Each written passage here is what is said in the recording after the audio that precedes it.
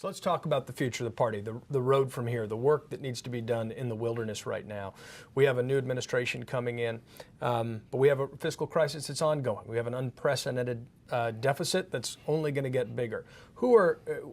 You talked about regaining credibility on the fiscal brand, but what are some of the other ways you think the Republican Party can get out of the wilderness? Who are some of the young leaders that you think the party can? Well, I think the governors that we have, the kind of record they establish over the next 2 to 3 years in running their states, that's how we established ourselves and even came back after Clinton. We had very effective reform governors like Engel in Michigan, like Tommy Thompson in Wisconsin. Sure. They were models for me, like I did in New York City.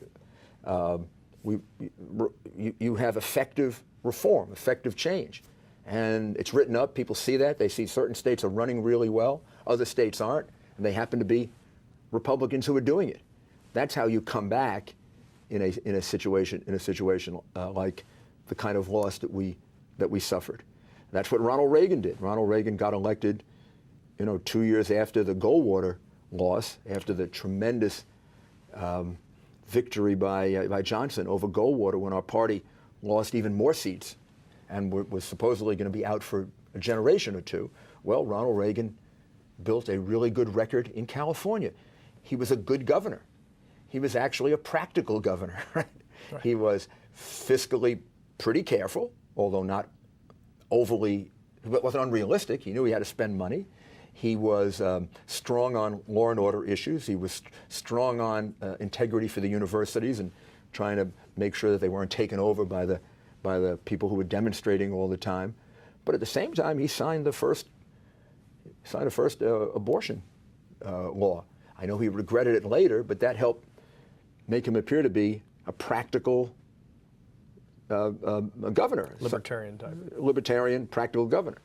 So that's the way we come back. I mean, Richard Nixon then defeated Humphrey, and we had 8 years of Republican presidents. Then we lost it over Watergate, another big debacle. And Carter was gone in 4 years because Reagan presented a much better picture of leadership. I don't believe that Reagan won in 1980 based on ideology. I think Ronald Reagan would have lost in 1980 if he had run just on ideology. I think Reagan won on leadership. Reagan won because he was seen as the more effective leader against a president who seemed to be an ineffective leader. And remember, Ronald Reagan is our last Republican president to have dominated in the states that we need, to have won New York, to have won California, to have won Illinois, the satellite, what I call satellite states, because they also affect the voting in the states next to them, like Connecticut and New Jersey and Washington and Oregon, places like that. Wrapping up, let's talk about, you've expressed the idea of the Big Tent, something that Ronald Reagan articulated, but an idea which has become almost controversial now. And I wonder if, just returning to this idea, how defining the Big Tent, well, how do you see the Big Tent? What is that truce? The libertarian strain in modern republicanism and an authoritarian impulse among some folks.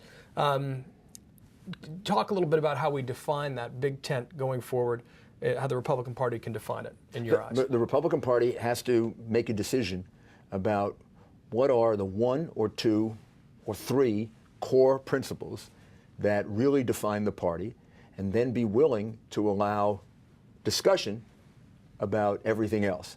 And I think if we do that, we can create a large enough party, call it a tent or anything else, so that we have a chance of being majority again. If we don't, we're just going to remain out of power, at least nationally, for the foreseeable future. Everybody gets to argue for their side. I think the best way to do that is to do it around the economy, national security, military policy, foreign policy. And the reason I say that is those are the big issues on which people ultimately vote. Ultimately, the overwhelming majority of people see the government as affecting them the most in those areas. When you get to the social issues, the dealing with unborn children, dealing with gay and lesbian rights and how that's all going to emerge, there are very strong views about that, but those are not the views that the vast majority of Americans, Republican or Democrats, see as the primary ones that are going to determine how safe they are, how prosperous they are, how free they ultimately are. So I think those are the two big issues around which we should define Republicans. Economic issues, and then the whole group of foreign policy, military policy, policy against terrorism. And then allow for some range of disagreement on the other issues. And still, on the other issues, Republicans will be to the right of Democrats. On the social issues, I don't think there's anyone in the Republican Party proposing that we meet the Democrats or go to the left of the Democrats. We will be to the right of the Democrats. Republicans who have a different view on the social issues are not embracing the idea of gay marriage. They are embracing the idea of some form of protection for gays so that they're not treated unfairly or indecently, and a willingness to accept people in the party who agree with us on economic and foreign policy issues who may disagree with us on those things. And that's what you mean by a chance to sum up the party of freedom. Party of freedom is a party that in each, you never have perfect freedom. Obviously, you never want complete authority. You need a balance between the two. But what we want to be doing as we progress, this is what makes America so exciting, is always erring on the side of a little bit more freedom, a little bit more discretion, trying to find ways in which we can give people ways of realizing themselves through their own decision making rather than somebody dominating them.